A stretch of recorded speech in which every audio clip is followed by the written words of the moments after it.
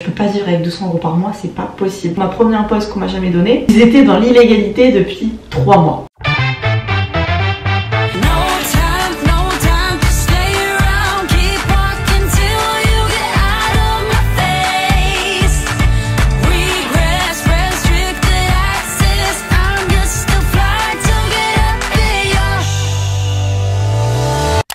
Coffee cups and cigarettes laying around the room.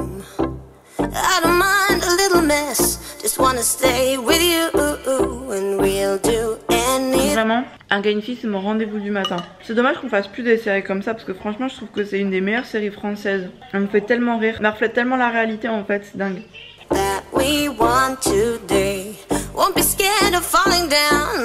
Mon téléphone. Hop. Je vais ouvrir un peu le volet et ensuite je vous explique.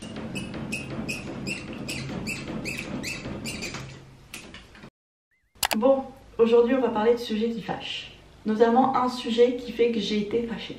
On va parler de mon expérience professionnelle, en dehors de YouTube. Certes, YouTube est un métier, mais c'est un métier qui ne me permet pas de vivre pour le moment. Ce qui fait que je suis obligée de travailler à côté. Du coup, j'ai commencé un premier emploi en octobre 2019 en tant que garde d'enfants à domicile. C'était une de mes toutes premières expériences, donc j'ai donné toute ma confiance à cette agence. Je ne citerai pas le nom parce que je n'ai pas le droit, mais voilà. Cette agence est une agence de garde d'enfants à domicile, mais également pour les personnes âgées. Voilà, c'est de l'accompagnement, de l'aide. Actuellement, je suis diplômée d'un bac professionnel accompagnement soins et services à la personne. Ce bac me permet de travailler avec les enfants, les personnes âgées ou les personnes en situation de handicap.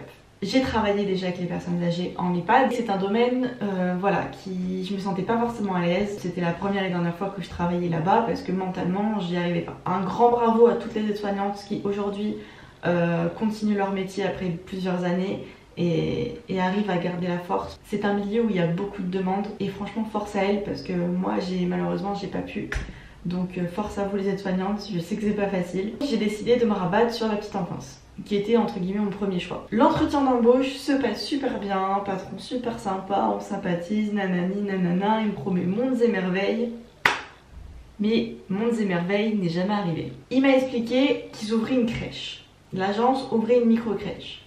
Super, c'est là où je vais travailler depuis longtemps. Avec mon diplôme, j'ai les compétences requises pour travailler là-bas et il me le fait bien comprendre. Donc il me dit oui, il n'y a pas de souci, en plus ça tombe bien, on ouvre une crèche, on va pouvoir t'y mettre et tout, génial. Janvier arrive, pas de crèche, retardé, ça peut arriver, ok pas de souci. Je continue mon boulot de garde à domicile, mais quand t'as un salaire de même pas 200 € par mois, tu fais comment pour vivre en fait? Je devais vivre sur le salaire à mon copain et ça je voulais surtout pas en fait. J'avais besoin de m'assumer financièrement, ce qui fait que j'ai demandé à faire plus d'heures parce que la crèche n'arrivait pas. Et voilà, moi j'avais besoin d'avoir plus de revenus.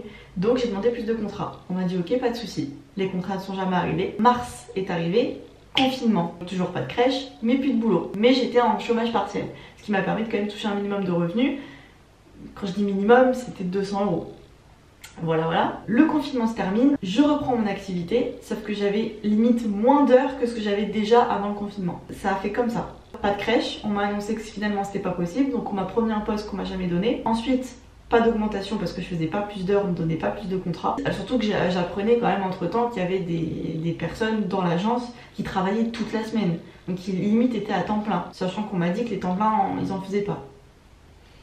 Voilà. Suite à ça, j'avais toujours pas de contrat, donc pas d'augmentation de salaire, ni de poste en crèche. Je me suis dit, ok, j'ai aucun avenir dans cette agence. Je peux pas vivre avec 200 € par mois, c'est pas possible. Donc j'ai commencé à chercher un boulot, mais un vrai, à temps plein, où voilà, je peux avoir un salaire complet et m'assumer financièrement. J'ai trouvé un boulot. Et du coup, je les ai quand même prévenus parce que ça arrivait quand même très vite. J'ai trouvé un boulot en tant que vendeuse multimédia. Je les ai prévenus tout de suite, en disant que pour le mois de septembre, je ne pourrais pas assumer mes interventions puisque je travaille tout le mois. Et du coup, j'ai demandé une rupture conventionnelle. C'est ce qui se passe quand tu démarres un travail et du coup, tu peux pas avoir ton préavis. Et ils m'ont dit qu'ils faisaient pas les ruptures conventionnelles.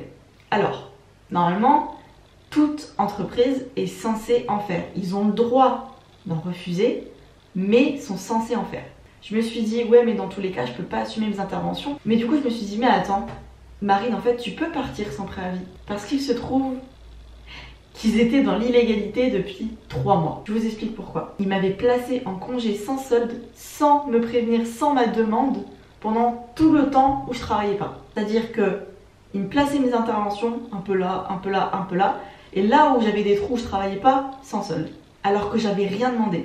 Donc je me suis dit c'est faute grave, que c'est une faute grave de mettre un sans solde sans signer de papier et sans l'accord et la demande surtout, parce que normalement des sans solde c'est pas imposé par l'entreprise, c'est l'employé qui demande. Moi j'ai jamais demandé de sans solde. Donc je me suis dit ok, rupture de contrat direct. Je pense qu'ils s'y attendaient pas du tout. Je cachais bien mon jeu entre guillemets parce que ils pensaient qu'ils étaient tombés sur quelqu'un de naïve en fait et qui n'avait pas vu clair dans leur jeu. Mais en fait si, totalement. Ça faisait plus de je sais pas combien de mois que j'essayais de partir. Et à partir du moment où j'ai trouvé la faille et je me suis dit ok, ils m'ont mis en sans solde pendant 3 mois, c'est bon, c'est là où je peux partir.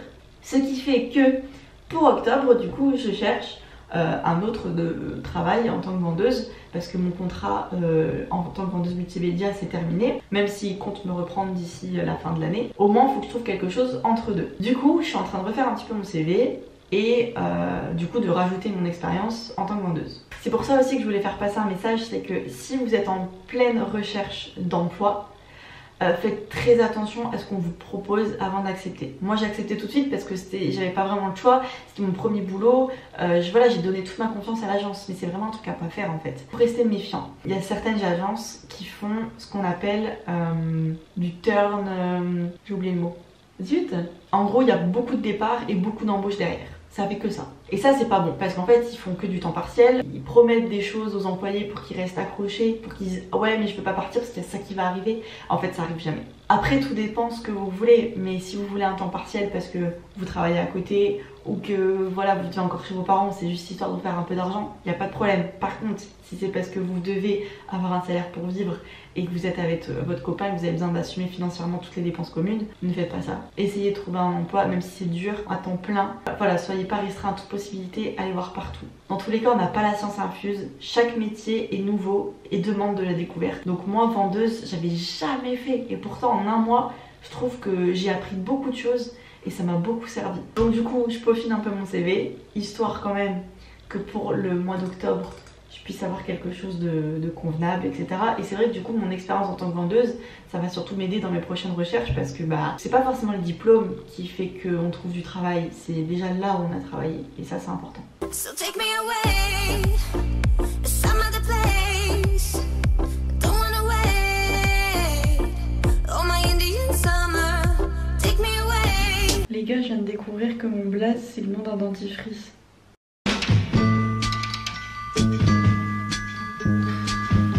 Classe. Je suis contente, j'ai des colis à récupérer.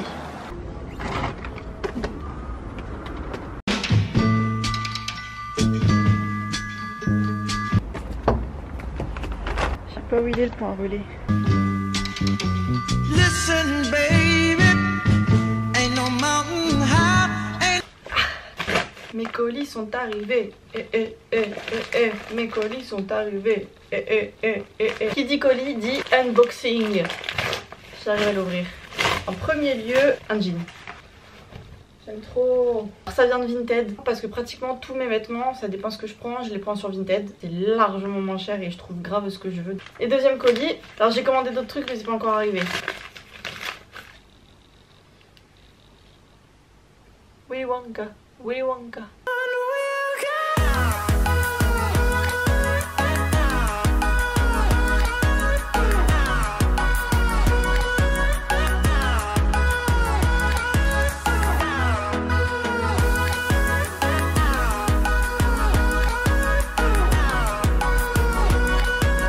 Les gars, que je vous fais de très gros bisous.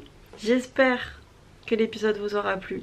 En tout cas moi j'ai kiffé le tourner et vous raconter ma petite histoire. Je vous fais de très gros bisous et on se retrouve demain les copains. Ciao.